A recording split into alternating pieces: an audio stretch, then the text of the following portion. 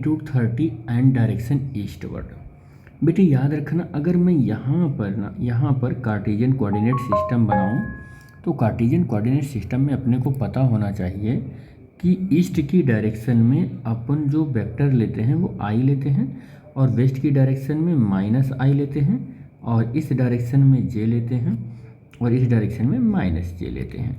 अब अगर कोई वेक्टर अपने को रिप्रेजेंट करना है और रिप्रेजेंट करने के लिए हमें बोल दिया गया कि आई डायरेक्शन में है, आई डायरेक्शन का मतलब एक्स डायरेक्शन में या ईस्ट डायरेक्शन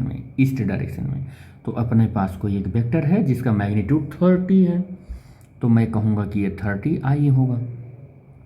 कह रहा है कि is added to the another vector, और कोई दूसरा वेक्टर ऐड हो रहा है 40 मैग्नीट्यूड का और डायरेक्शन नॉर्थ वर्ड है, ये एक वेक्टर हो गया, ये एक वेक्टर हो गया, और ये वेक्टर ऐड हो रहा है 40 और ये जे का हो गया, ठीक है, और ये ऐड हो रहा है इस वेक्टर में। तो कह रहा है find the magnitude and direction of the resultant. अगर इसकी रिजल्टेंट की बात करूँगा तो इसका रिजल्टेंट कुछ ऐसे हो जाएगा, ये आर हो जाएगा, और आर इक्वल टू यहाँ पर देखोगे तो ये कितना हो जाएगा, ये 30 आई प्लस 40 जे हो जाएगा, यानी कि आर इज इक्वल टू 30 आई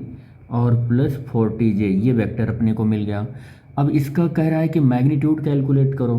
तो मैग्नीट्यूड कैलकुलेट करने के लिए हम क्या करेंगे, इसका मॉड लेंगे, और मॉड में 30 का स्क्वायर प्लस 40 का स्क्वायर 900 प्लस 1600, और फिर ये आर इक्वल टू आ जाएगा 50, और ये यूनिट के साथ आ जाएगा, ठीक है, ये यूनिट हो जाएगा इसका। तो मैग्नीट्यूड तो कैलकुलेट होगा, कह रहा है डायरेक्शन बताना इसका, तो और किससे बताना है, ईस्ट डायरेक्शन से, ये वाला थीटा कैलकुलेट करना है, कुछ नहीं करना है। tan theta is equal to perpendicular यानी कि जे कंपोनेंट और बेस यानी कि आई कंपोनेंट, और ये 30 हो जाएगा। थीटा की जो वैल्यू होगी वो tan और इनवर्स 4/3 हो जाएगा, और ये जो tan थीटा की वैल्यू आई, ये जो आई है आपको